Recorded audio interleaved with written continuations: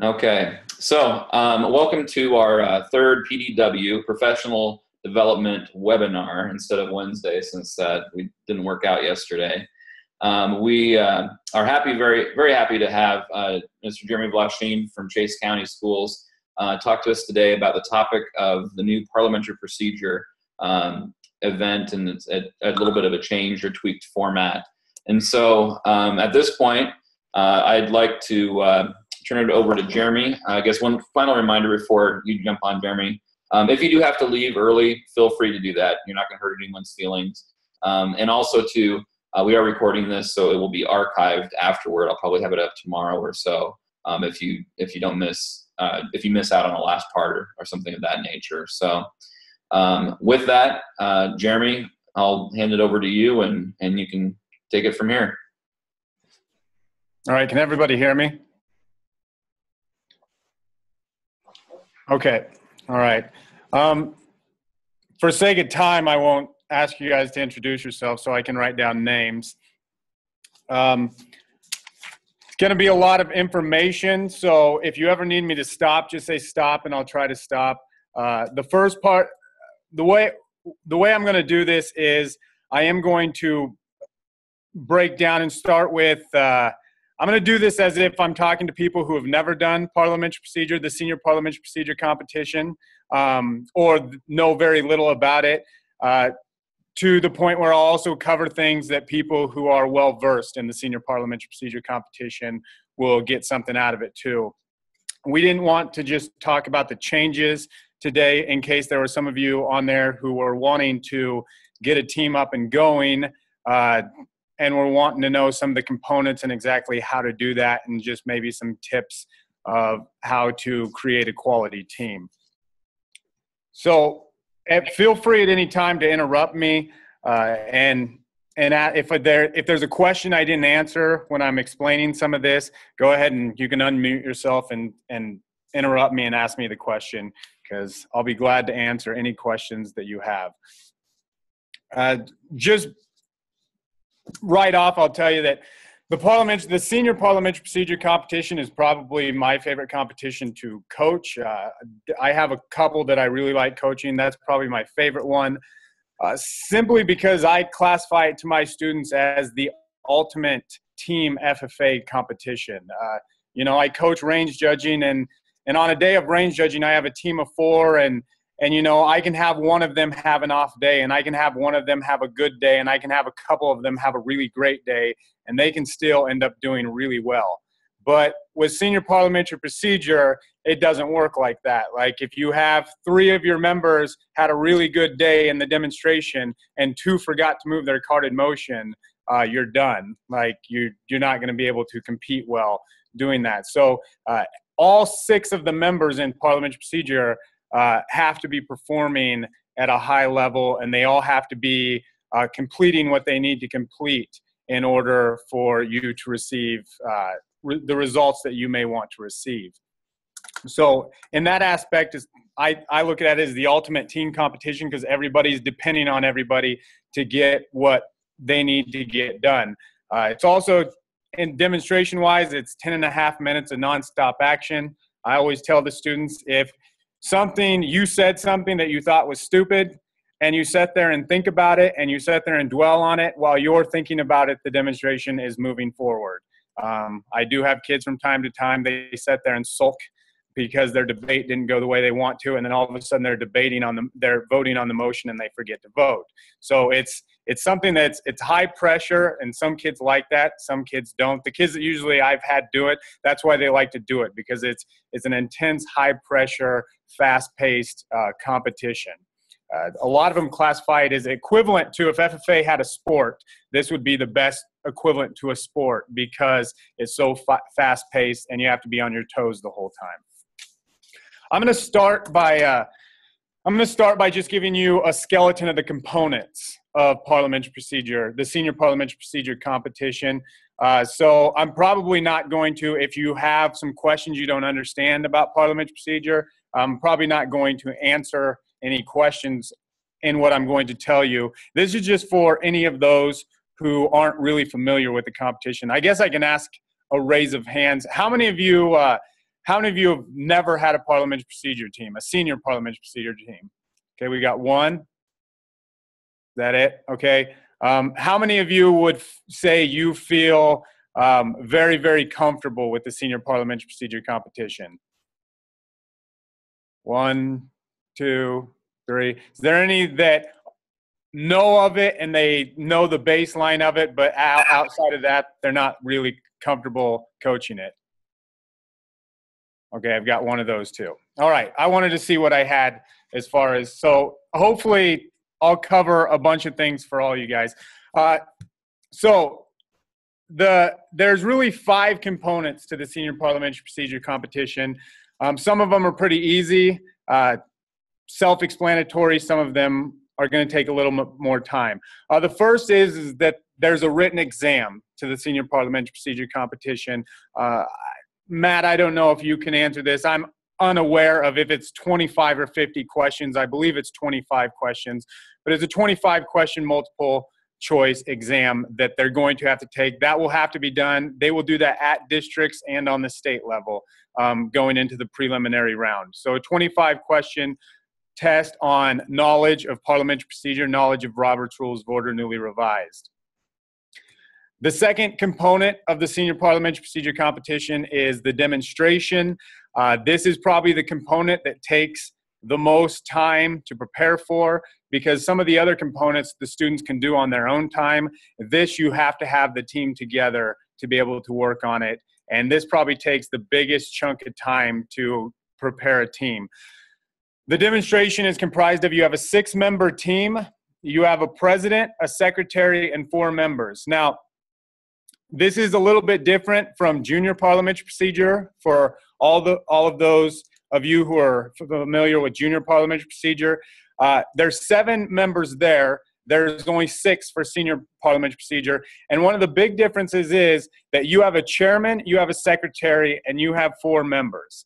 Now, in junior parliamentary procedure, you have a chairman, but at any point in time, another member can be called to be that chairman. That is not true in senior parliamentary procedure. Your chairman is the permanent chairman, and at no point in time can they be called to be anything else but the chairman. So usually pick a person who feels comfortable being the chair, and they don't ever have to leave that position. The secretary, just his or her duties, they do have to keep minutes during the meeting. They do not have to say those minutes out loud like they do in junior parliamentary procedure. They will go after the demonstration and write them with the president. They'll rewrite them in like story form to make them more complete. But they're just another member. They just have one extra duty than the other members. And then you have your 4 members that are responsible for moving everything along with the secretary. And Jeremy, to clarify, those minutes will be crafted at the district level and at the state level. Instead of the president and secretary working together to craft those minutes, that's where the team scenario will be completed at the state level. Okay, so they won't hand in minutes this year? Per the rules on the website that they would have followed last year as well, the team scenario will be done at the state convention instead of the minute writing. Okay, all right. But the secretary, I assume, still has to keep the minutes. I think that'd be a great idea, yes. Okay, all right. So that's the demonstration aspect, and I'm going to get way more detailed in that here in a little bit. The third component of the parliamentary procedure in the senior division is the oral question component. This differs a little bit than junior too, because every member, all 6 members of the team, are going to get an oral question. In junior parliamentary procedure, if you're used to that, I believe, I don't coach our junior team, but from what I remember of it, the people who chaired the meeting, the 3 demonstrations, do not have to take a question, don't have to answer the question, if that's still true to form today.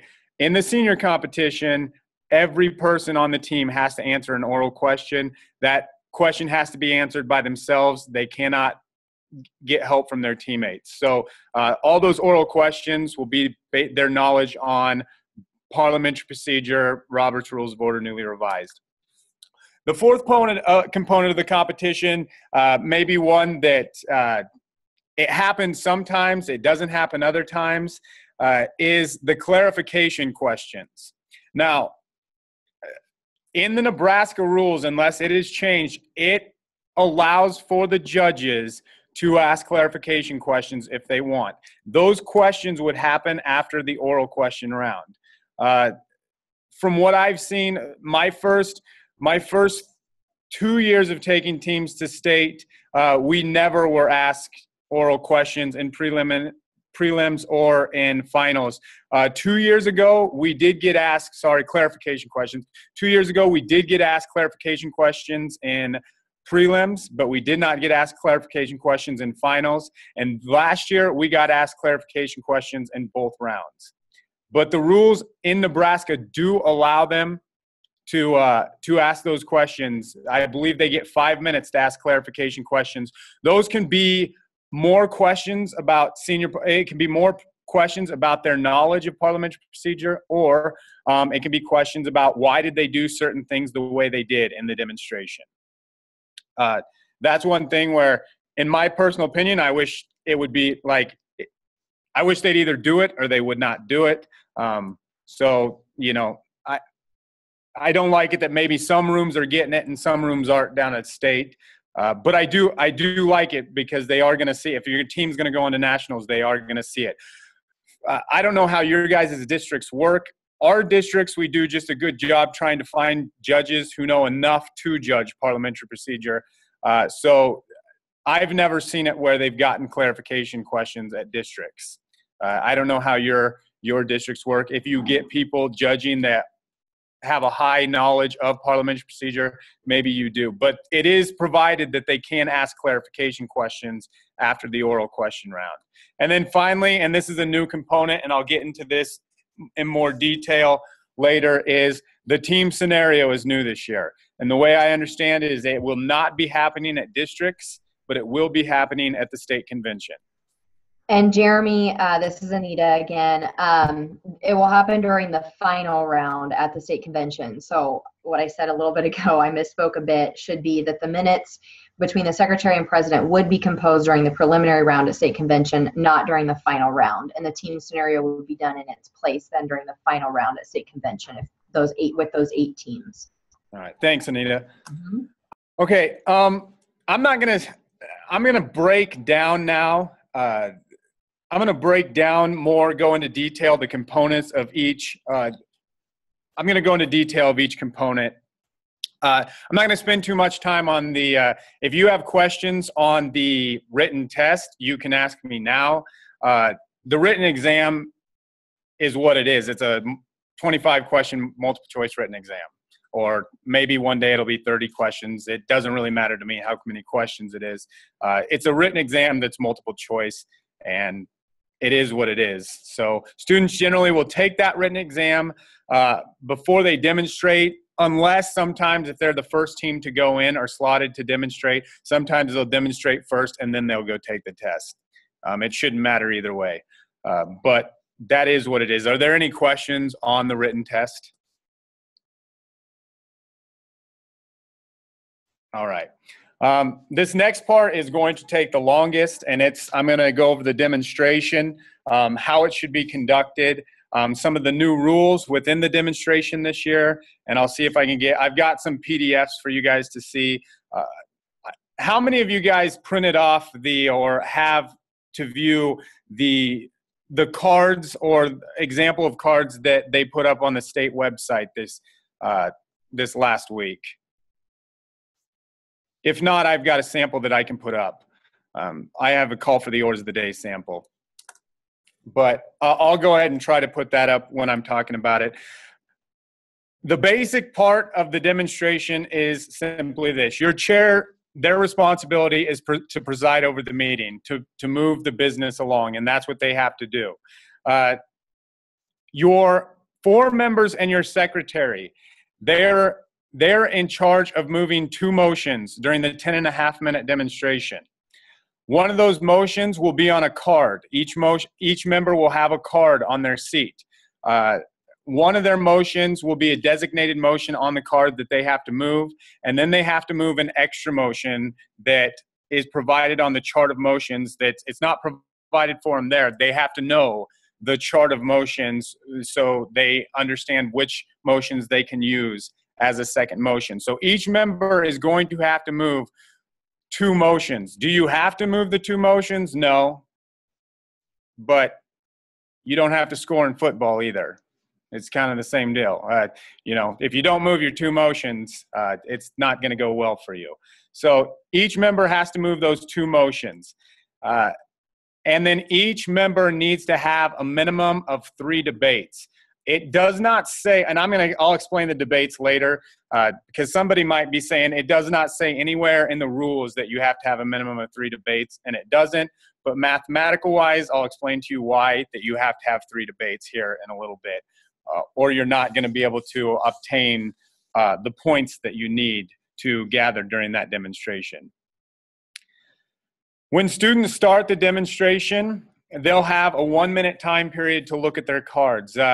They'll go in there, the chairman will tap the gavel, they'll sit down, and they can pick up their cards at that point in time, and they'll have a couple things on those cards. There's going to be an item of business, a main motion. There's going to be 5 motions listed on that card, and thank you, Anita. You just made my life easier. There's going to be 5 motions listed on that card. And I'll get into this a little bit later, but the only other thing that would be added to that card is if there was a take from the table, rescind, reconsider, or call for the orders of the day, there will be also a scenario on that card like you're seeing right now. So those are what the cards will look like. If there is not take from the table, call for the orders of the day, rescind, reconsider, or take from the table, I might have said that already, that scenario will be gone. It'll just be the main motion, but that's what the students will be looking like. They have 1 minute to look at that card when the demonstration starts.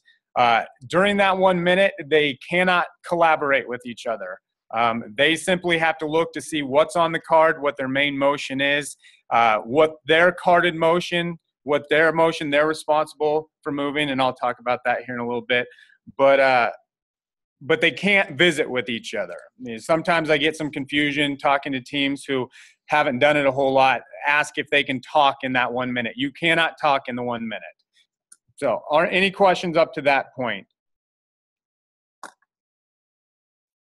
Anita, if you want to put that back up, I'm going to go ahead and talk about the carded motion. So I said each member is responsible for moving 2 motions. And one is their carded motion. The member will know that the member will know which one is their carded motion because it will be bolded. All right. I always tell my teams there's several cardinal rules in the senior parliamentary procedure competition, and one of them is there are 5 motions on the card. One is bolded. That is your responsibility. Don't you ever do one of the other 4 motions. Okay. The members, when they see these 5 motions up there, that bolded one indicates that that is their responsibility. Nobody else in the demonstration should move that, and if anybody were to move that, you would not get points for that. You would not get any points for your team moving the suspend the rules if it was not the member that was in charge of moving suspend the rules. So, all of those, depending on what chair they're laying on, for another member, lay on the table will be bolded. For another member, amend will be bolded. For another member, point of order will be bolded. And for another member, question of privilege will be bolded. And at some point during that 10.5 minutes, they have to move that bolded motion. And that's their responsibility. Any questions about the carded motion?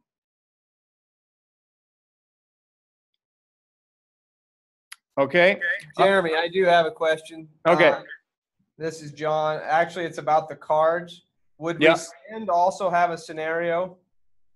Rescind would also have a scenario, yes. Okay. I just saw the 3 in there, and I haven't read the rules yet, but I was looking at the cards. Okay. That's all. Thank you. Rescind, reconsider, take from the table, and call for the orders of the day will all have a scenario to go with them at the top of the card.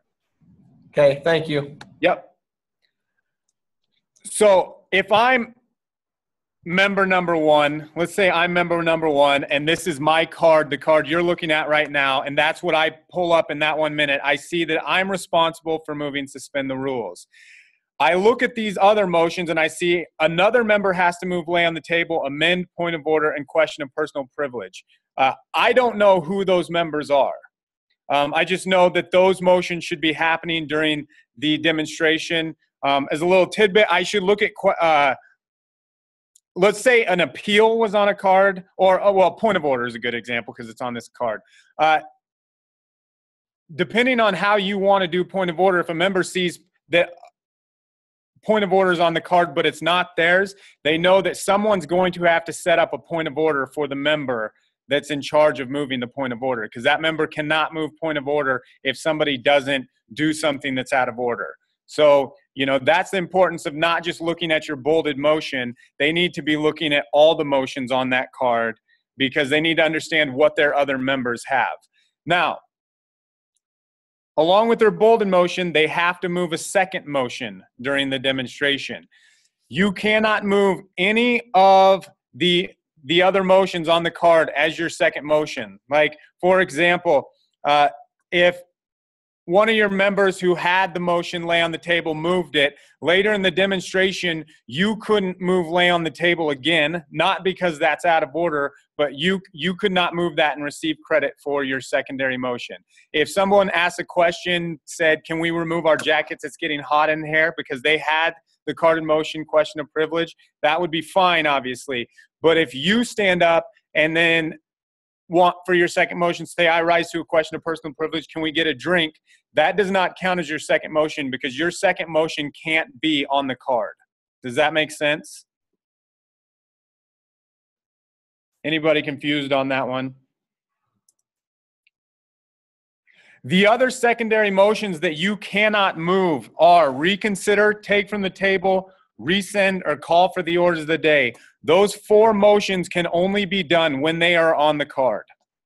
They can never be moved as secondary motions, as a person's second motion. So a member could not stand up at the end of the demonstration and move to reconsider the main motion and get that as the second motion. It is in the rules, you cannot move those four motions unless they are on the card and they're your carded motion. So you have about, I don't know the number exactly, you have a chart of 32 motions, basically. There's 5 of them there. You can't use call for the orders of the day, take from the table, rescind, or reconsider. So you can choose from all the other ones. I have that chart, Anita, if I can try to share that for them. I don't know, maybe you have that chart up. I'm scrolling through here, working to find that, Jeremy. Okay.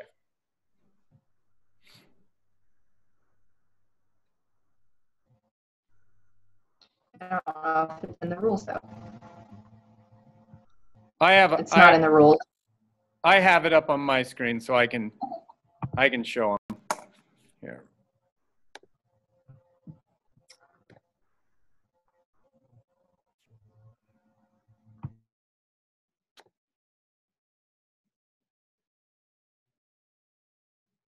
Oops.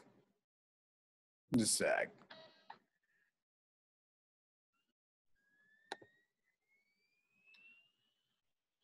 Can you guys see that? Or what are you seeing right now? I don't know what you're seeing. I can't. Jeremy, we're seeing looks like part of your screen. Like the window isn't perfectly centered, but here, let me. It's your call for the orders example. Okay, there. For some reason, I'm clicking on it. It's not letting me see the motion chart of motions. Let me see if I can pull it up here.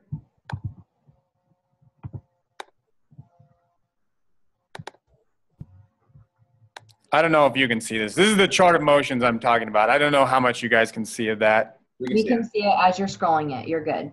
Okay. This is the chart of motions I'm talking about. My students know this as the first page of the Bible when it comes to parliamentary procedure. They know that this is a must. They have to know this chart. Otherwise, when it comes to moving your second motion, if you don't know this chart, you've already been eliminated the 5 motions that are on the card, and reconsider, rescind, take from the table, and call for the orders of the day. So you have to know the other motions that are on this chart, because you have to move one of them as your second motion. So you can pick the only thing on this chart, the ones that does not apply to is FFA does not recognize, amend something previously adopted. They recognize it, but it does not have to be demonstrated. It's not one of the motions you have to know. Discharge a committee is not a motion that we have to know how to demonstrate. And point of information is not a motion that we have to demonstrate on this chart. So these ones down here, we don't. All the other ones, the students need to know how to demonstrate. Jeremy, is this something that's available to all of us, or just a resource you have? This is a resource that I have. You can find this. You can Google this chart and find it about anywhere. This certain PDF I have gotten from. It's a part of Shane Dunbar's questionnaires, like one of his oral question programs, and it's on the bottom page. So this is the clearest one that I like to use for my students. But you can find that chart about anywhere. That chart is also in Robert's Rules of Order newly revised, but it's a little bit more difficult to print off in there. So, all right. I'll just add this chart into the existing rules document or as a resource on the website. The cards that John was referencing, the samples, those were just added in today into those rules. And so we'll just get this added in, and I'll put up a rescind example as well. All right.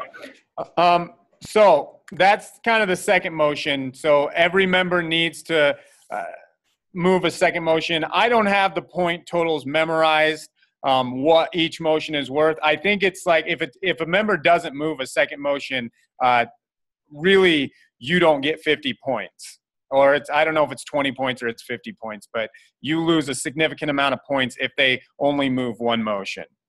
So they need to move the carded motion, and they need to move the second motion. And I always tell them, if you don't move your carded motion, that's like walking into the ag sales competition and walking out and saying you forgot to sell the product.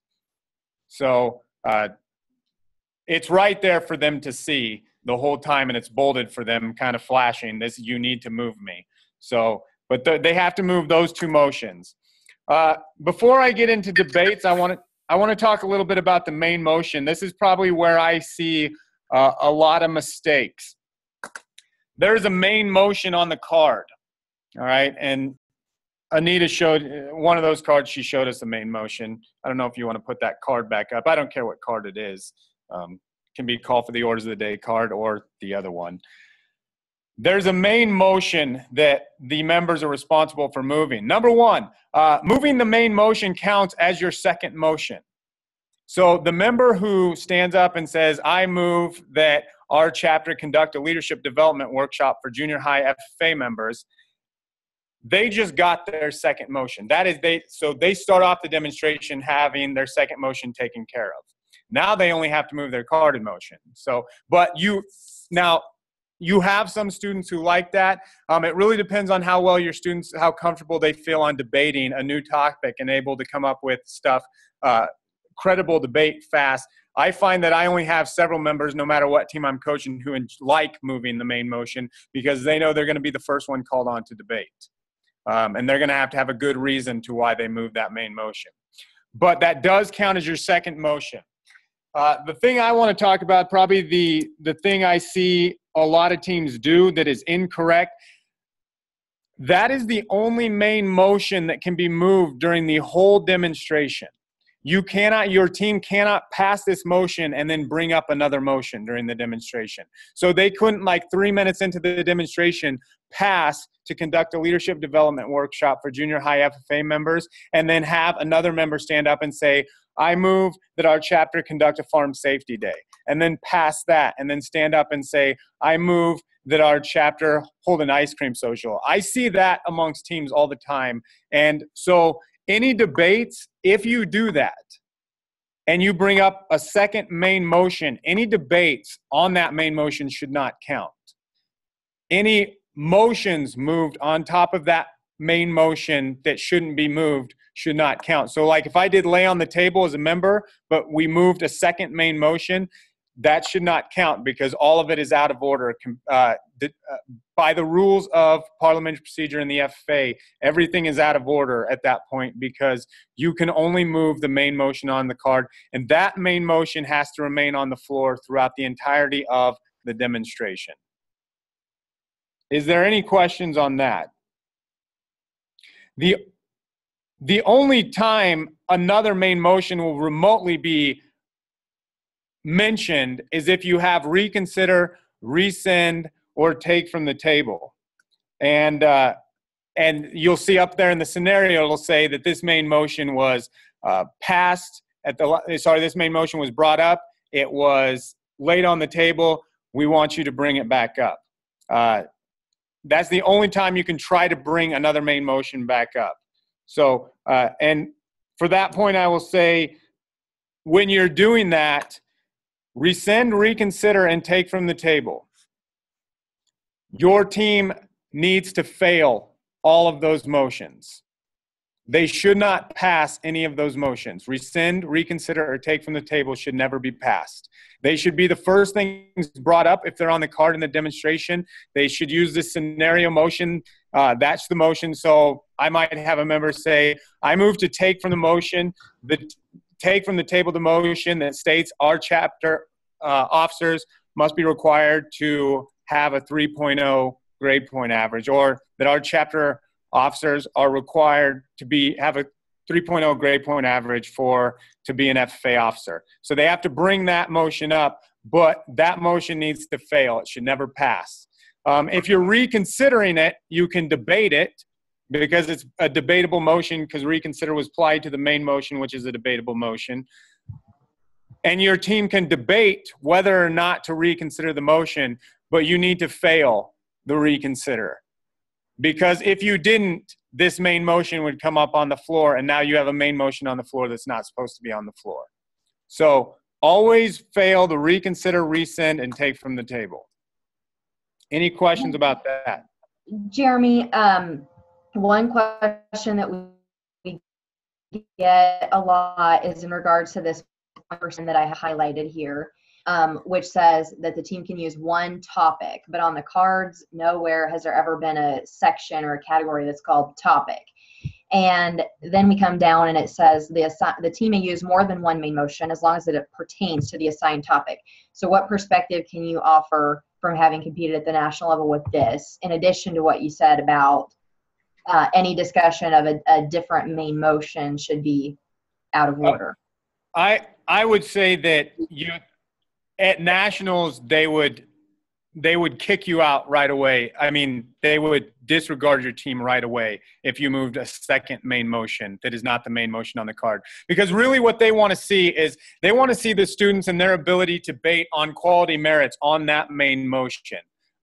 Because it might be easy to come up with one debate on that main motion. They want to see if members can come up with two creditable debates on that main motion.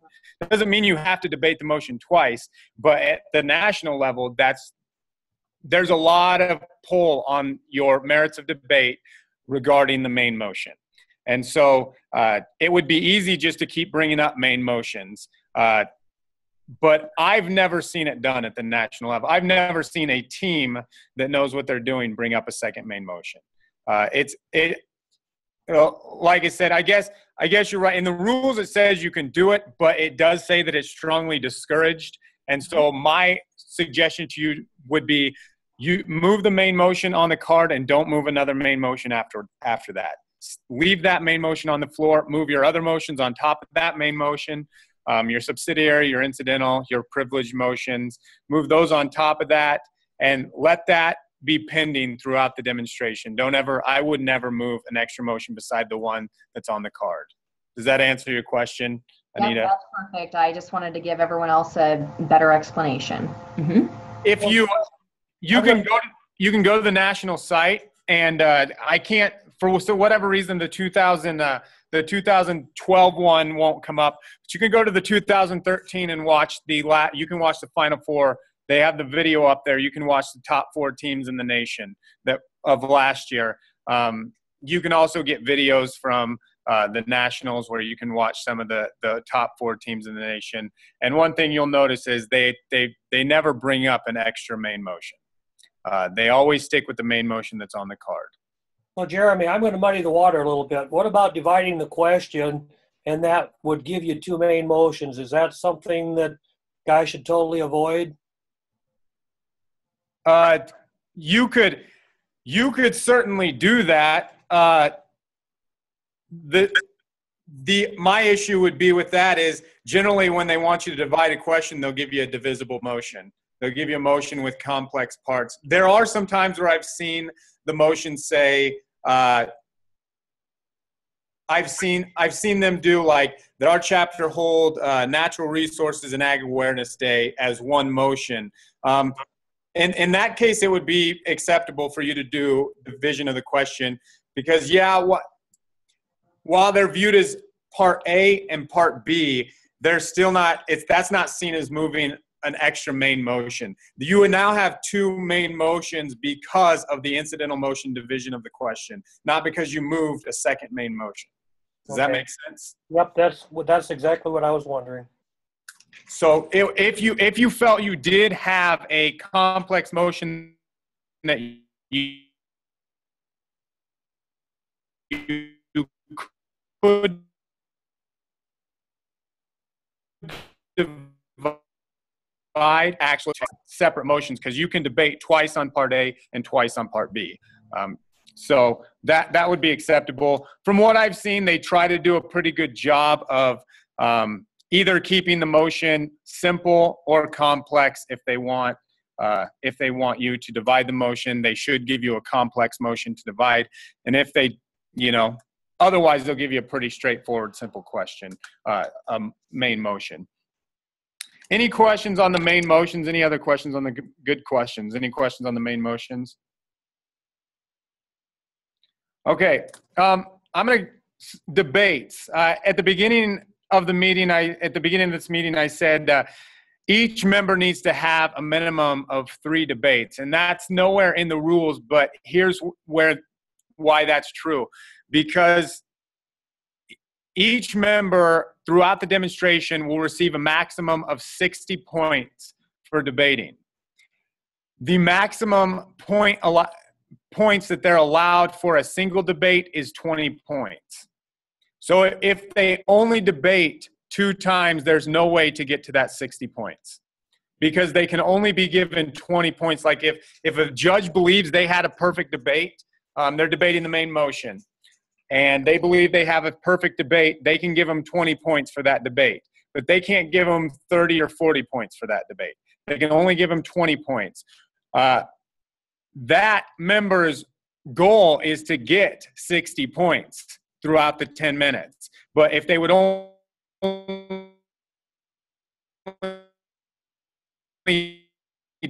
debate twice again, you're going to have a minimum of 3 debates. It's now going to come down to how you like to train your teams.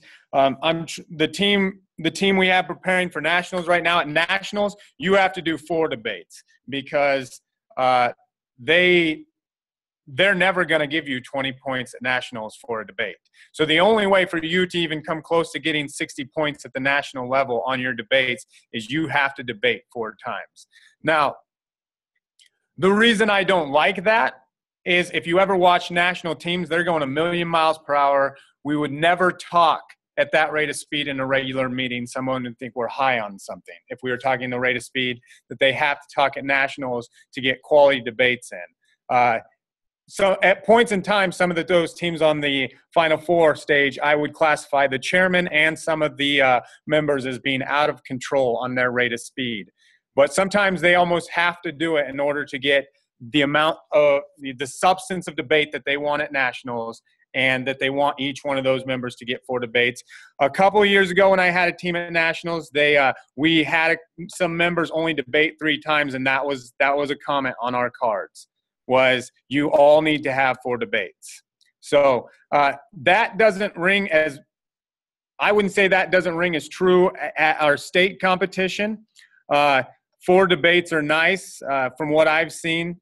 You know, a lot of times my teams, I'll have a couple of teams down there that have 4 debates, and a lot of them will have 3 debates. So it just depends on it. And sometimes because some of those teams getting 4 debates at state are going so fast trying to do that, that they mess up in other areas, or it just becomes a blur. Because I always tell, you have to take into consideration that the judges are trying to keep a calculation of, did they move their motions? How many debates did they have? What kind of debates are they having? And also write comments about it too. There's a lot that the judges are having to keep track of. So, you know, those teams that are all trying to get 4 debates down at state, I have seen that you don't have to have 4 debates. You certainly have to have 3, but not everybody has to have 4 debates at state. Any questions on that? Somebody could disagree with me on that, but. So if if a member has more than 4 debates, is that a disadvantage to them if you've got the time to get it in? I guess I always train my teams to get as many debates as you can, as long as they're quality debates.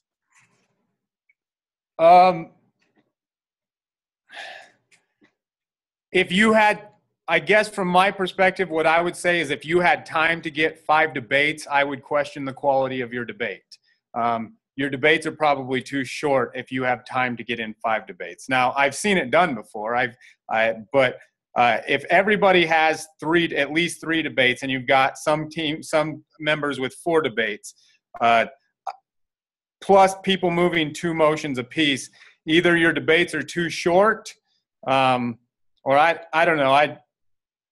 I would tell my teammates, I would tell my teams to, if they have time to get 5 debates, then we probably need to add substance to our other debates. We probably need to add some more realistic comments to our other debates. So that's probably personal preference and coaching. So you can do that how you want, but I've never found that we've ever had time to have 5 debates. If we would run out of time if we had a member that had 5 debates. So if you have time to get it in, probably, but then you might want to ask yourself, are we going too fast? Or are our debates, is there real substance behind our debates? Jeremy? Yeah. What would you consider, or what do you teach as a good debate? For example, I tell our kids to, from what we've seen at those national videos or seen in finals, of leading with sometimes how they're going to vote, saying why, and then encouraging the others to vote the same way. Is that good, bad, or is there more that should be included in a good debate? Yeah. An opening statement is always good. And like I said, this is personal preference. Down at Nationals, really, they want you to have an opening statement, a closing statement. And here's how I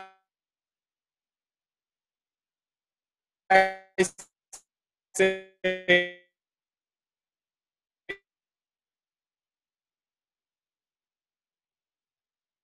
it to my teams.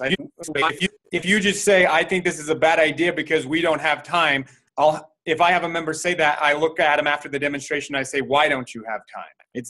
So there needs to be a what. I always say you need to have a what, which is we don't have time, and why, to back up your claim that we don't have time. That's kind of how I teach that's kind of how I would teach my teams to debate.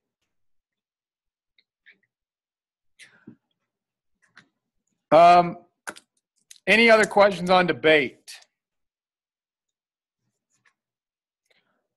All right, I'm going to go through some of the motions now that have specific rules. I've covered some of them already, just reiterating. Take from the table, rescind, reconsider must be done at the beginning of the demonstration, and they should all be failed. That is a rule. They should all be failed. And they need to be brought up using the scenario that's provided on the card. And as we've already seen, Anita showed that picture several times. The scenario, just make sure your students don't get the scenario motion mixed up with the main motion. It should be pretty clear on the cards as you see it really is. But that's the rule with take from the table, rescind, and reconsider, is that they need to be brought up. That's the first thing that needs to be brought up if they're on the cards. It's the first thing that happens in the demonstration, and you should fail them and then get the main motion moved. Here's the change this year. Last year they took it out because of some confusion of how it was exactly supposed to be moved. I'm going to go over call for the orders of the day. In the past, that has been the same as take from the table, reconsider, rescind, in that needed to be done at the beginning of the meeting. That is no longer true. It actually should not happen until after the main motion is moved now. So the main motion should be moved. And then at some point, it is a privileged motion, call for the orders of the day. So at some point, a member should stand up and say, I call for the orders of the day to take up the special order, which whatever the scenario on the card says for them to do. I have that. Let me take a look at that here.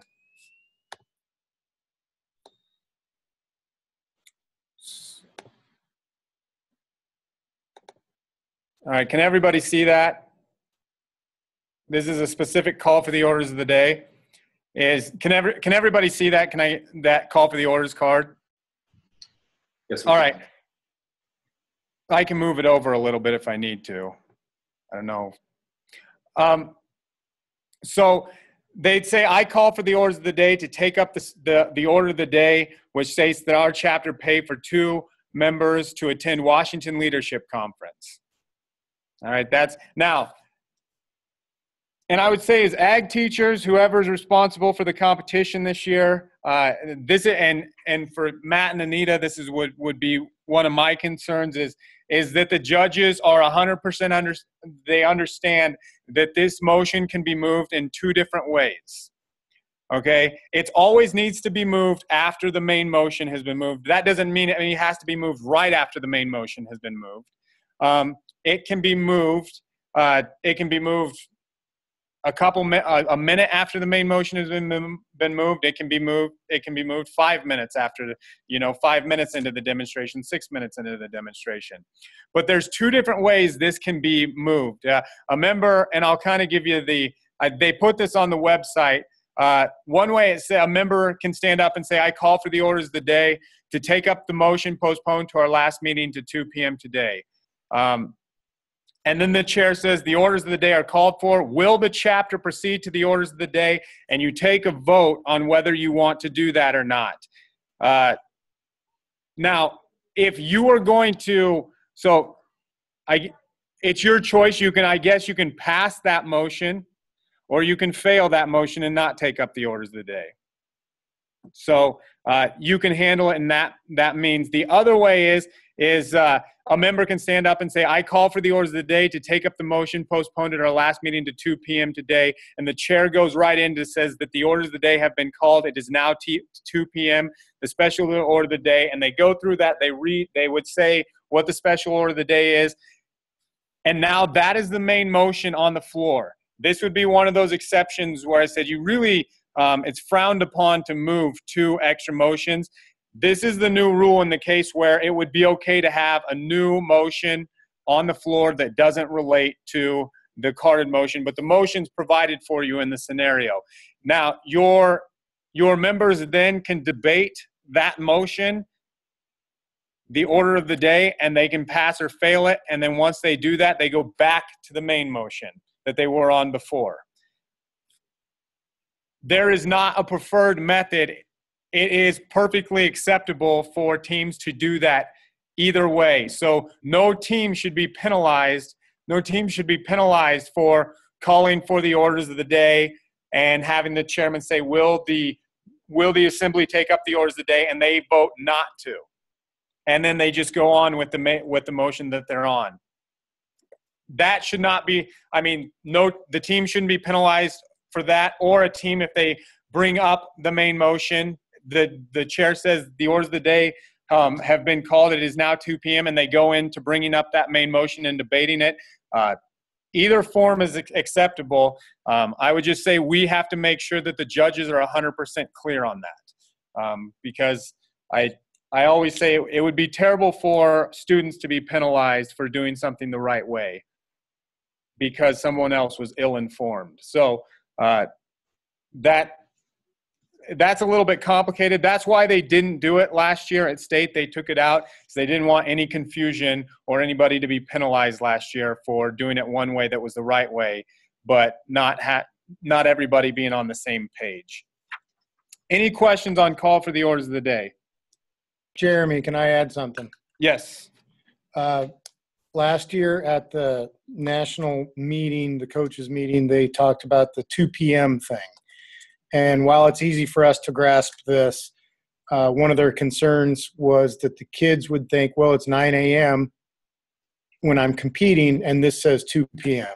So you just got to emphasize to your kids to pretend or assume that it's 2 p.m. and go through with it even though they're competing at 9 a.m. Yes, that's a good point, Rusty. If it says 2 p.m. on the card, that's when they need to say, the chairman needs to say it is now 2 p.m., even if it's 7 o'clock at night. Or if the card says 5 p.m., they need to say it's now 5 p.m. if it's 8 o'clock in the morning. So good point, Rusty. Any other questions on call for the orders of the day?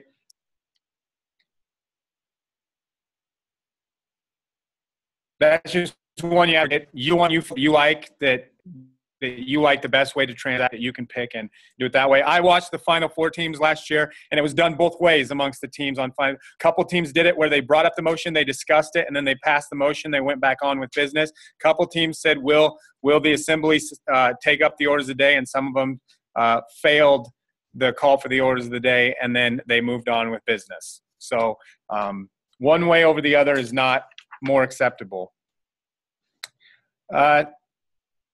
Time-wise, in case you don't know, I don't know why that sometimes people say it's a 10-minute demonstration. Now, I've seen in a round before where one of the timers that was a student yelled out time when the clock hit 10 minutes and stopped the team from going at state convention. The teams should never be stopped. Probably unless they're setting at 15 minutes and they're still going, then somebody should probably tell them to stop. But if they're at 10:35, they should be allowed to go to 10:35. They're going to get deducted. But you have till 10 minutes and 30 seconds before you start getting penalized. I believe once you hit 10:31, you lose 50 points. Now, I always tell my team, imagine 50 points. Imagine starting a football game 30 to 40 points down and trying to come back and compete. It's going to be pretty tough if you're at 10:31 because you just got hit with a large chunk of points taken off your score. So you have till 10:30 before you start to get penalized. Okay, so our goal is 10 minutes. What do you consider, how long do we really need to go? I mean, like 9 minutes, 30 seconds. In your opinion, how far do we need to go if we've got all of our required things in? There is no minimum limit. I personally coach in the fact that I tell my kids that I don't feel comfortable with you ever adjourning under 9, but that's my personal preference. Sometimes they take that to the extreme, so they adjourn at 10:28 and 10:29, and otherwise I'm having a mild heart attack when they're doing that. But you can adjourn if you adjourn at 9:50. It shouldn't count against you. Well, there's nothing in the rules that says you can't adjourn at 9:50. The question you have to ask yourself is, if you're starting to adjourn at 9:30, what is your demonstration lacking? Is the debate not good enough? Are you going too fast? What is it that is causing you to adjourn before 10 minutes? Because I would say if you're adjourning at 9:30, there's something you could improve about your demonstration to make it a little bit longer. And that would be my opinion. But I would feel really uncomfortable with any of my teams ever stopping at 9:45. That would make me extremely uncomfortable, because I would probably look at them and said, your debate was pretty basic. It was general. You didn't have a whole lot of substance to it. And so that's why I'll say you were going a million miles per hour. So I would say in that 9:55 I'm generally okay with, but like I said, this is all my opinion now. So Rusty's seasoned. He's way better at this than I am. So 9:55. I like 10 to 10:15. That's my personal preference of when I'd like to see my teams adjourn, from 10 minutes to 10 minutes and 15 seconds. But like I said, that's a personal preference. Did I misrepresent anything there? Anybody else who would like to chime in that knows this competition pretty well? Yeah, I would agree with that, Jeremy. It all goes back to that debate situation. It's challenging enough just to get 3 really quality debates per member and move everything else you've got to move, especially if they happen to throw in a complex motion. And so if you've got a team that's adjourning at 9 or 9:30 like that, I would agree with that. You're maybe not getting as many debates in or the quality of debate you should. I know the 4 debates, that's one that my personal preference is. I wish they didn't really push for the 4 debates, because I think it does make it too rushed. But at least at the national level, that's kind of where you've got to be. Any other comments on that? All right. Well, that was the demonstration portion. I told you that would take the most. That would take the most time. That's generally what people have the hardest when it comes to coaching a team. That's where people struggle at the most, is how to get this team ready for demonstration. So at the end, if you have any questions about that, feel free to ask me more questions about the demonstration. I'll go through the rest of this, so those of you who have to go can get going. The third component I said was the oral questions. It's pretty self-explanatory. Each member gets the question. So generally the question that a member is going to get is going to pertain to the bolded motion on their card. The only exception I've seen with that, obviously the chairman doesn't have a bolded motion on their card, so they kind of have a free game of what they can be asked. A lot of times what they're asked has to do with presiding over the meeting or basic Robert's rules. I know at state, a couple of years ago, the chairman was asked, list 4 duties of the presiding officer. Okay, so a lot of times the questions that the presiding officer get asked have to do with duties of the presiding officer or the way to handle business. But the members generally get asked a knowledge-based question on their carded motion. The only other exception would be sometimes I've seen the secretary get secretary's questions, but most of the time, from what I've seen, the secretary gets asked about his or her motion on their card too. So if they have parliamentary inquiry, they'll get asked a question on parliamentary inquiry. Okay, so that's what the oral questions are. Any questions on oral questions? All right, team scenario. This is the other new thing that's starting this year. The way Anita just explained it earlier in the meeting is that this will not be happening at the district level. It will not happen in the prelims of state competition. So if you have a team down at state, they will do them in the prelims. The president and the secretary will go write their minutes like they always have in the past. They'll rewrite the minutes and submit them. However, the final 8 teams left, instead of the president and secretary rewriting their minutes, the team will go do a scenario, a team-based scenario. And they're going to have, from the way the national level does this, and Anita or Matt, you can stop me if this is not the way we're going to do it in Nebraska. But the team has a half an hour. They get a scenario. They can collectively work on it together. I assume they're going to be put in a room as a team, and they will be handed this scenario.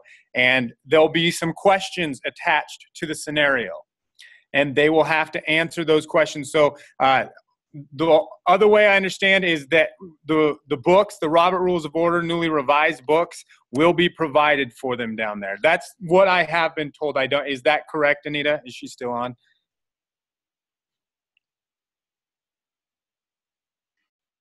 Anita stepped away for a second, but yes, okay. We will provide the Robert's Rules in the room. Okay, so Robert's Rules of Order, newly revised, probably the 11th edition, that's the newest version, will be provided for the students, because they will have to answer the question. I'm going to put up a version of this that I have from the National FFA. Matt probably stopped me from doing that. We bought it. It's probably illegal for me to show you guys. I don't know. There's a scenario on the website. The scenario that's on the Nebraska website is the same scenario on the Nebraska website, on the national website, and the Nebraska website.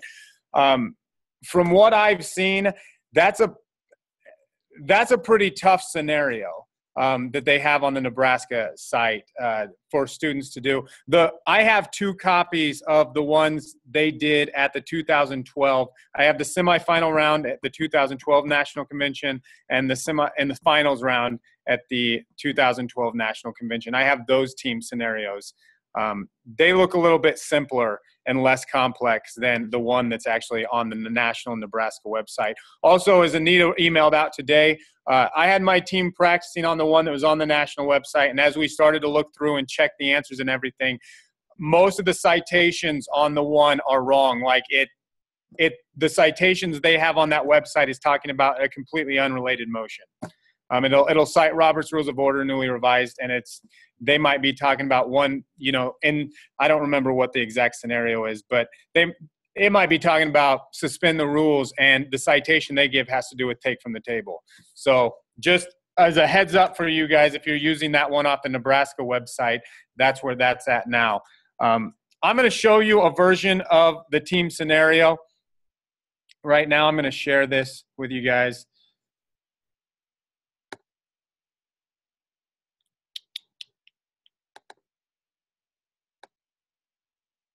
Okay, here's the scenario. Can everybody see that? Okay, this was the scenario in the semifinals at Nationals in 2012. Basically, they'll be handed a sheet of paper, and they'll look through this scenario right here, and they'll read through the scenario as a team. And this basically is showing the script of something that happened at the meeting, and then they'll flip over. This has the answers on it.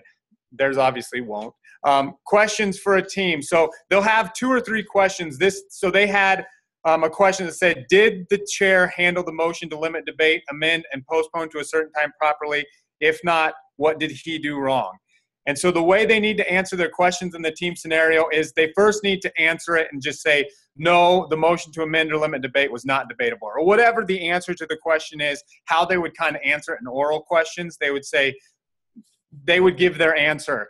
Below that, then, they would want to cite the exact phrase of Robert's Rules. So this one cites, is debate, you would have to read the scenario to understand these citations, but is debatable whenever the motion to which it is applied is debatable. And then they cite, in parentheses, Robert's Rules of Order, newly revised, 11th edition, page 133, lines 8 through 9. So they need to say where they got it. They need to say what page it's on and what lines in Robert's Rules are covered. And if you open up Robert's Rules, you see in the right and the left-hand margins, they have the lines numbered. So that's how, it's not like they have to count from the bottom of the page what the line numbers are. Throughout it, they have line numbers. And so they need to answer it. This one, so right here, they answered the limit debate. Then they went down here and answered if they handled the postpone definitely. The motion to postpone indefinitely to a certain time should have been ruled out of order by the and then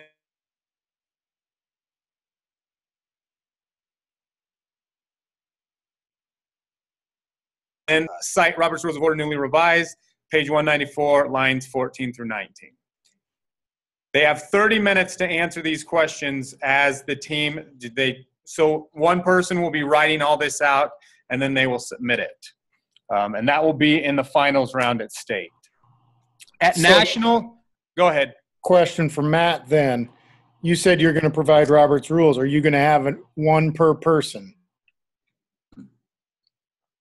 I do not believe so, but I'm not sure yet. Anita, are you on? So we could bring them along too. Yep. To help out. I mean, to give you books to hand out, as long as they're not marked up. I'm not sure. Let me confirm that. Okay, because I think at national you provide your own. Yeah, at nationals you have to bring your own Robert's Rules. I would say, and this is my opinion, Rusty, you've had a team down. Your team was down at nationals last year. It would be my opinion that all the members need Robert's Rules of Order newly revised. Agreed. When working on that team scenario, there's no way to. You basically, if one member had it and one member was writing, you would have 4 members standing around doing nothing. It would be too difficult to look over shoulders, and you need to have where there's so many, like on this one where question number 1 asks about 3 different motions. Really the way I would have my team do it is instead of having, somebody needs to be looking up the limit debate, somebody needs to be looking up the citations of amend, and somebody needs to be looking up the answer for postpone to a certain time and those citations. If you have time at the end to check to make sure everybody's correct, you can do that. But I would say it'd be fairly problematic to only have 1 copy in that team scenario. That would be pretty tough to complete it in 30 minutes, I would think. That's my opinion, though. But that is what the team scenario looks like. And so right here, I'm just scrolling through their answers, the official answers. The other thing I've talked to Matt about, and I emailed the Dr. James Connor, who's the head of National Parliamentary Procedure Competition down at Nationals, because we've had some practice questions that we've used that have keys. And what we were running across were there's certain phrases in Robert's Rules that are used more than once. And so maybe my team cited one of those phrases in a different section of Robert's Rules, and it was almost the exact same quote as a citation, but the key said it needed to come from page whatever, lines number whatever, and my team had another page, another line, but almost word for word the same quote. And I asked about that. I said, how is that handled? Is it just you have to have the one that's on the key? And Dr. Connor said, no, at the national level, when they're checking those team scenarios, they have people who know what they're doing with Robert's Rules, understanding that there's places in Robert's Rules that have similar citations. And so if your team had a citation that was almost exactly like the key, but it was not the page numbers, they would go look up your page number and the line numbers. And if that citation was the same, and it was the same citation in their answer key, just a different place in Robert's Rules, that will be counted as a correct answer. And so we need to make sure that that's being done on the state level too, and we don't have someone checking it who only takes what the key says, because there are in Robert's Rules, there are things that are cited in multiple places. Like when you're talking about limit debate in Robert's Rules, they're also addressing what happens if a postpone definitely comes up. So in postpone definitely, they're also talking about limit debate. And so if you are answering a question on postpone definitely, there might be 2 places to cite the same rule. And so, either need to make sure that there's somebody sitting there that can look up Robert's Rules, or we are 100% sure that all the correct answers get put on the answer key. I would probably prefer the former, because I don't know if we can be correct that all answers will get on the answer key. It's a big book. So with that, is there any other questions on the team scenario? I'll just throw out there, Jeremy, that I sent a message to Anita, and she confirmed that we'll follow national procedures. for the for having a copy of Roberts and/or letting students bring their copies of Roberts. So we'll use the same procedures and we'll communicate that to the state. Okay. All right. Any other questions on the team scenario? You said that the one on the national and the state website is really difficult. Yes. We're going to get a couple other examples that we can look at so that we're not just totally overwhelmed as we start doing this. Did you ask where can you get another couple examples? Well, I asked if Matt was, if you guys would be providing them or yeah, but that's basically the same question. Well, Matt, you can answer. I have an answer for that. If you can, if you go to the national website and you buy the CDE CDs that are offered at the from National FFA, I don't know if they have 2013s out yet. I assume they probably do. That involves the official test that was used at the competition that year, and the team scenario that was used at the competition that year, and everything that the last one we got was 2012. It even involves in the parliamentary procedure folder involves the cards that they used that year. The examples of the cards. So that's one way. If you go to the FFA website, they started using the team scenario in 2012. So 2012, 2013, you should have two examples of team scenarios, and they give you the semifinal team scenario and the final team scenario. So there would be 4 other ones. You can also go to Shane Dunbar's site, and he has a packet that, or he has a curriculum of team scenarios, and they're based from easiest to hardest. 1-star team scenarios to 4-star team scenarios. I think it's $100 for the team scenarios. But that's an option too, to get ideas of how to have teams answer the scenario question. You can add anything else, Matt. Those would be my 2 answers. I'm not sure that we have some team scenarios that we can share, to be honest with you. But if we do, we'll be sure to advertise that to everybody. So sorry for the political or politician-like answer on that. But right now we don't have any to share. But if we do come across some that we are able to, without violating copyright, we'll be certain to do that. So, and like I said, the one I have up right now is from the National CDE CD, which has all the tests of all the CDE competitions, has all the materials that they use for every CDE competition down at Nationals. We usually get those every year. We didn't get the 2013 one last year. I'm not sure why. We just didn't do it. But that's what I'm looking at right now. So. All right, and then just the last thing I would talk about for those of you who are interested in the competition is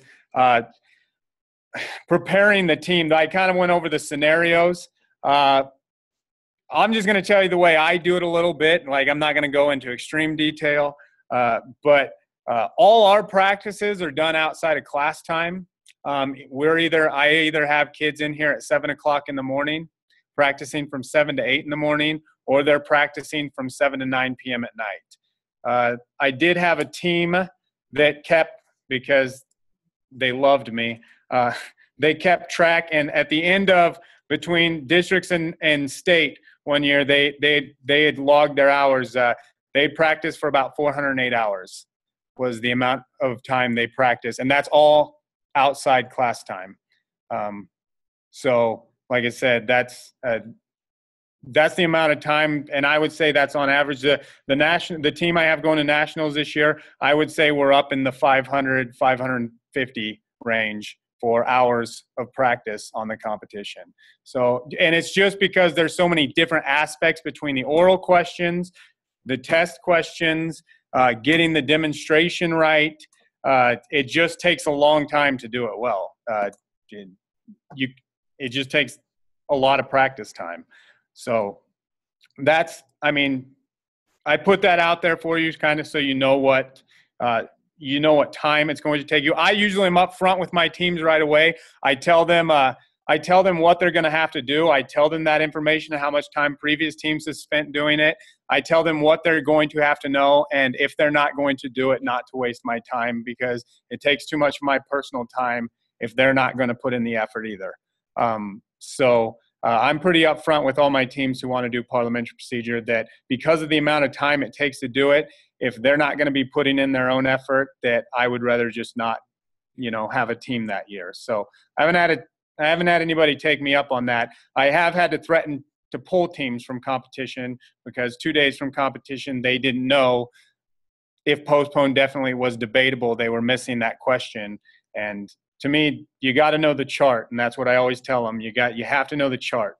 So that's the amount of time I have them in practice. I always tell them that there's no way that the competition can be done at the highest level just within practice time. So I don't know how many hours outside of practice I have team members that they're spending on their own time. I know I have parents coming up and saying, my kid's making me ask oral questions during dinner.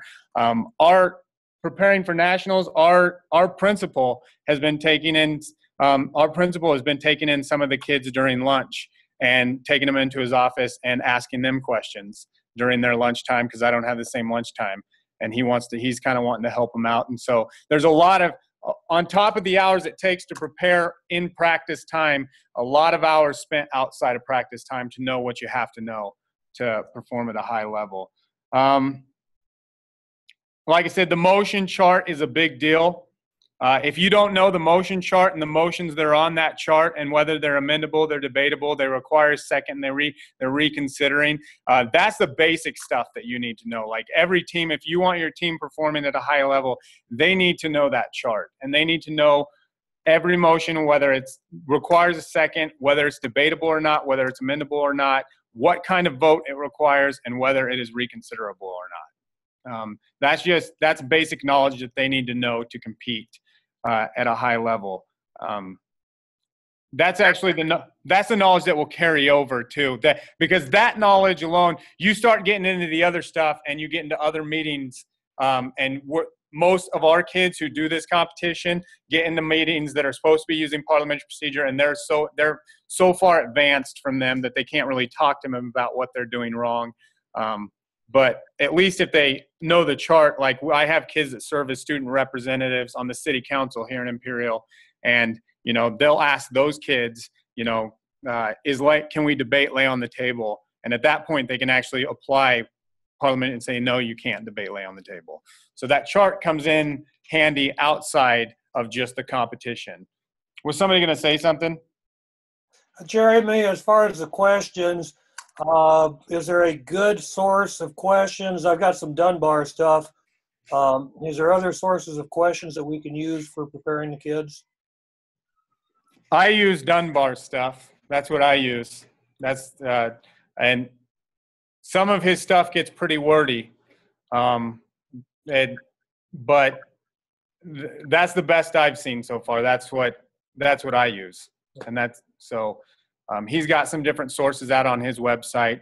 He's pretty proud of them. The price will show that. So, but you can certainly order those oral questions that he's designed.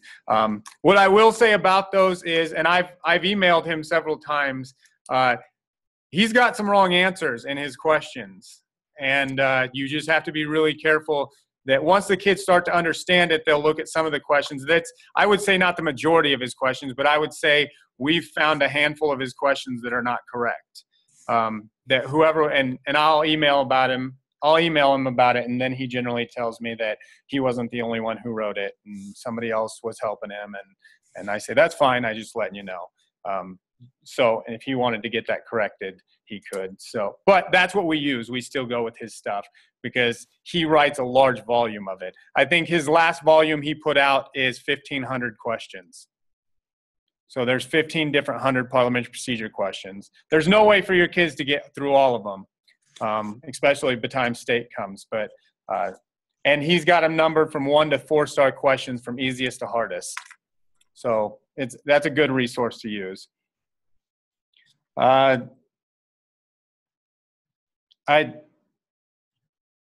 That's about all I have. The only other thing I would just, that I'm really upfront with on teams, and I've already mentioned this, is if you have a team that is wanting to do well and they're wanting to advance past districts and they're wanting to do well at state competition, it's going to involve a lot of practice time, but it's going to involve a lot of their own time because there's just not enough practice time.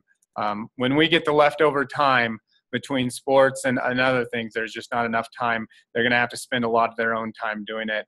And just so you guys know, as coaches, if you're wanting to coach a parliamentary procedure team, or this is my experience, it takes a lot of my own personal time too. You know, we've been in here over the last 5 weeks, been in here 3 Saturdays with my national team. I have some team members coming in tonight yet to do debate practice because they want, and that's not my instruction. That's a team, they've come up to me and asked me, can we do a debate practice tonight? Can we practice at 7 in the morning? Can we do this? So, but it does take a lot of personal time. And I don't know, Rusty can probably attest to that. I know the other Mr. Vlasin can probably attest to that, and anybody who knows this competition. So is there any, I'll open it up for any questions that I know I covered a lot as far as, is there any questions I could answer about how to prepare a team or? Jeremy, this is John. I apologize if I missed this earlier, but like you're having a debate practice tonight.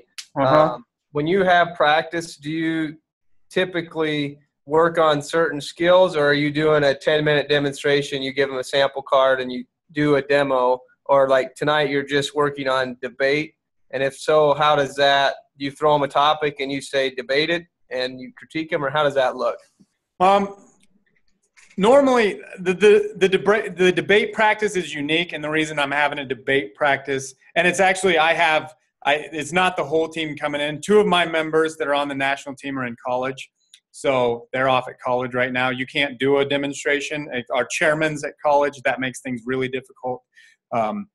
And so what I do for this member is, the member I have coming in tonight is just one, she wants to be better at debating. So I hand her a card. Now they get a minute to start the demonstration. I don't give her a minute to look at the card because when it's a real demonstration, you can't just concentrate on the debate part for a minute. You have to concentrate on the other motions and everything else. So what I do is I give her 20 seconds to look at the main motion, and then I endorse it. I say, as the chair, I say it's been moved and seconded that our chapter do whatever the main motion is, and then and then she has to stand up and she says, Mr. Chairman, and I call her name, and then she makes the debate. And like what I do with her is I say, you're not allowed to debate anything, use any debate you've ever used before. You have to come up with a new one. And so it exercises that idea of her having to be creative with her debates, or if it's a guy, him have to be creative with his debates. But generally what a practice with a full team would look like for me is, depending on the night, usually, morning practices look a little bit different because I have a finishing time. I have to be done by 8. So generally, I either give them a test and they do one demonstration, and then we go over oral questions, or I'll give them, or I won't give them the test. We'll go over 2 demonstrations in the morning, and we'll go over oral questions. And each demonstration, they'll get an oral question. If it's an evening practice, I'll try to they'll all have to take a test. We'll go over that test. They'll do 2 demonstrations. I critique every demonstration. So after every demonstration, we go through what did they do right, what did they do wrong, what could they have done better. And then they get a set of oral questions, and that's generally how I do practices. That's what an average practice with the whole team looks like. But right now I don't have the whole team, so I have them coming in one at a time. Like the girl coming in tonight is just, I'm feeding her motions, and she has to come up with 2 debates on that motion, and I don't let her use debates that she's used before.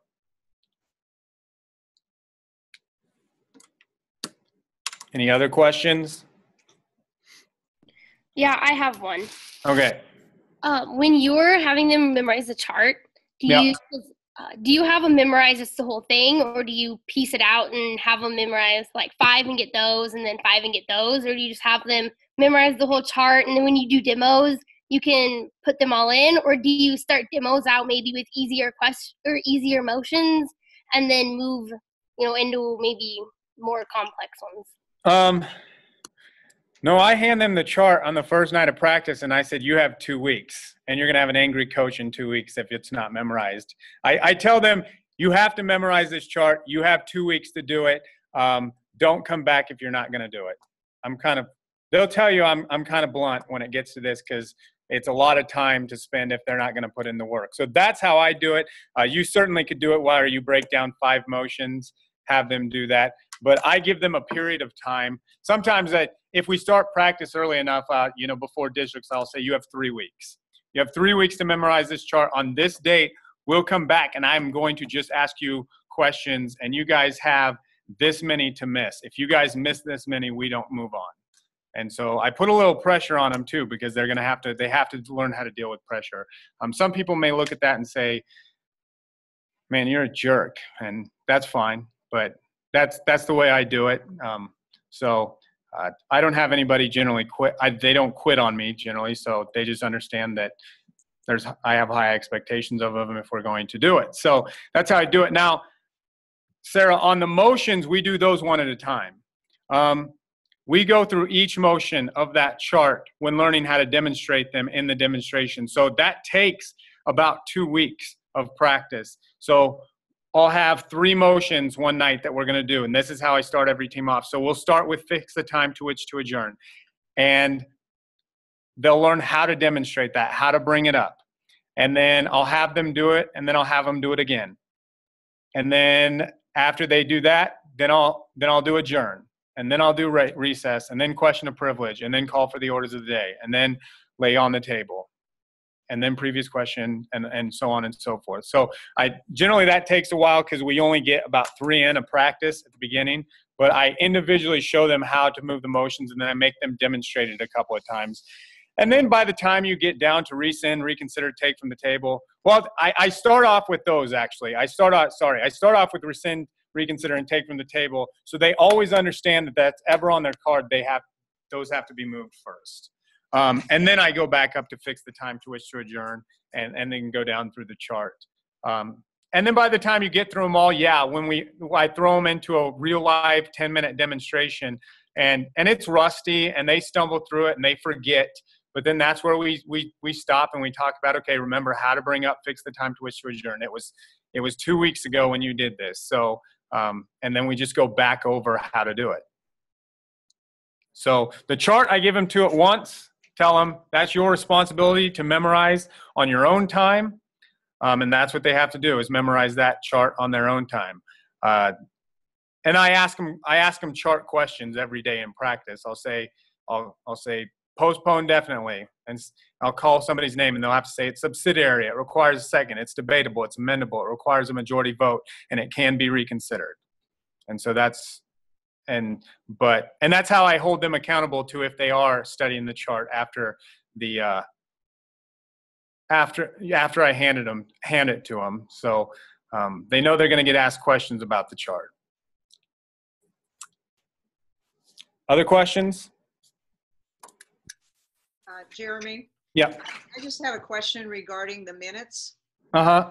As far as what really is the most proper way of doing the minutes, because we've done, kind of the story form.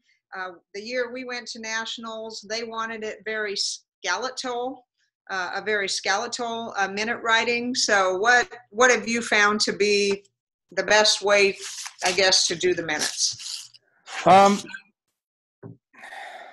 I'll tell you what, down at nationals, I suppose it really depends on who they have judging the minutes. Down at nationals, my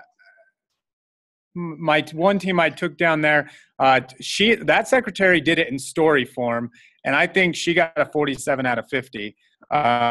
She got a 50 of 50 out of 50. and the next like a 40. And so I think a lot of that is you're going to fight subjectivity with who's judging. There is a form. There is a set of rules that need to be done when the secretary's writing minutes. The name and the place, and I might see if I can scroll up here on one of these. I can show this to you on the screen.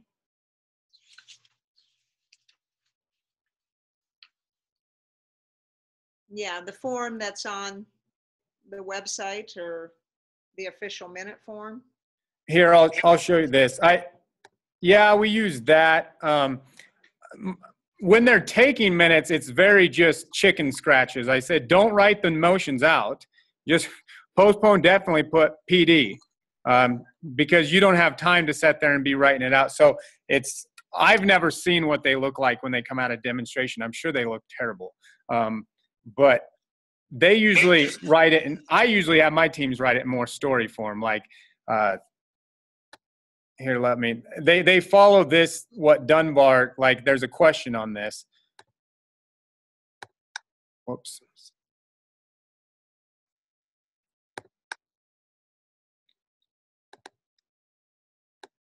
So I have right here, the first paragraph, the kind of meeting, the name of the society. So our first paragraph always looks like a special meeting of the Imperial FFA chapter was held on whatever the date is at this time.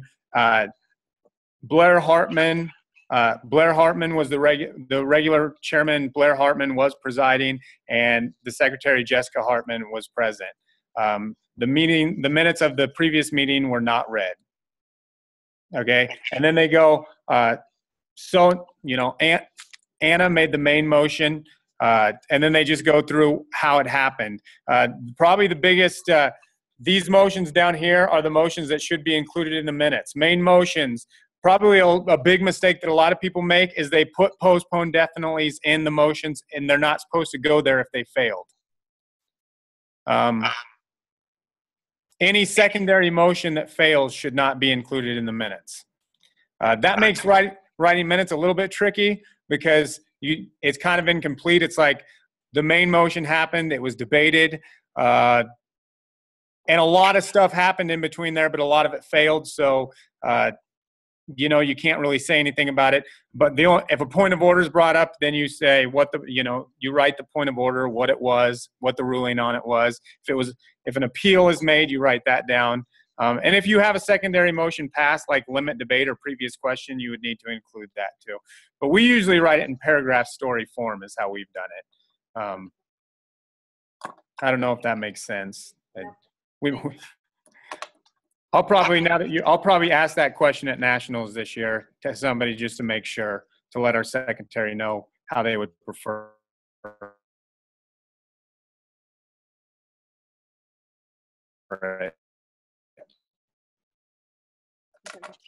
Are written in complete sentences, and they contain the stuff that there's the correct information in them, and they don't contain any incorrect information. I would hope at that point we weren't bringing personal preferences into judging. I liked these. My minute shouldn't be scored against anybody else's minutes. My minute should be scored against the rubrics, and that's it. And as your minutes should be too. So that's how I would hope they would score the minutes. But like I said, you're always going to get subjectivity amongst people scoring. So that probably didn't answer your question at all. I apologize. The easy answer is I don't know. I don't. It sounds like we do it the way you do it. Yep. Thank you.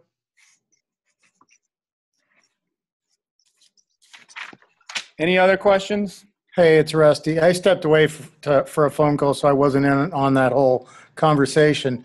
Too bad.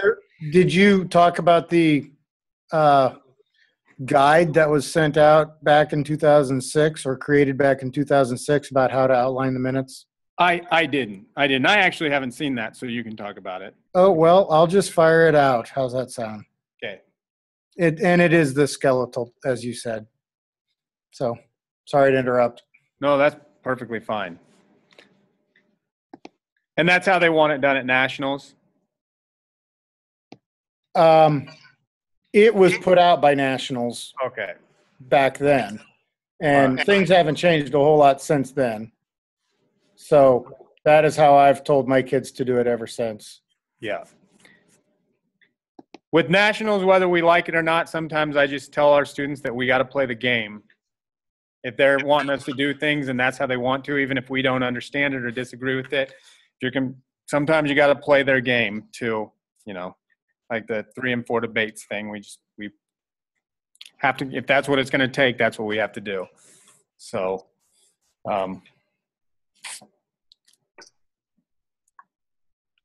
other questions?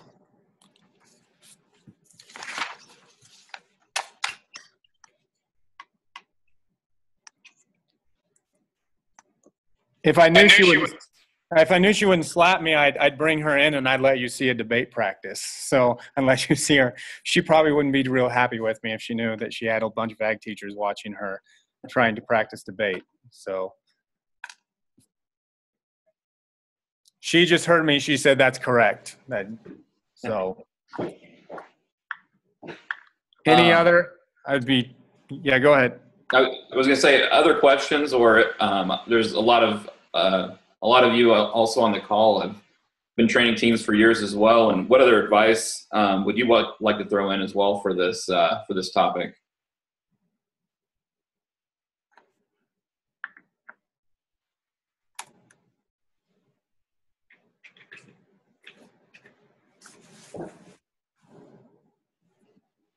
Anita, I think you're back on the call now, correct? I am. Mm-hmm. Is there anything you'd like to add regarding the event at State Convention? Matt was kind of keeping me posted via text about some of the suggestions that were coming forward with some examples and things like that. And I'll be happy to put those together. It may be, though, in the midst of some of your district events following National Convention. So we'll be happy to provide some more team scenario examples. And like I said earlier, we'll make sure that we get a rescind example card put up, and then maybe another another card without the motions of take from the table, rescind, reconsider, or call for the orders of the day. So we'll be glad to do that. And then again, just to clarify, at the state level, we'll have that preliminary round, which will run much like your district rounds did, or will. And then in that final round would be the time when your teams would practice and implement that team scenario situation. There will be 8 finalists that go into the final round at State Convention, and then will be recognized on stage. So if there are other specific questions that you have about state, I'd be happy to take those. Otherwise, we'll kick as many of the examples out right after convention as possible, because our first district event is District 12 out in Chadron on November 19th.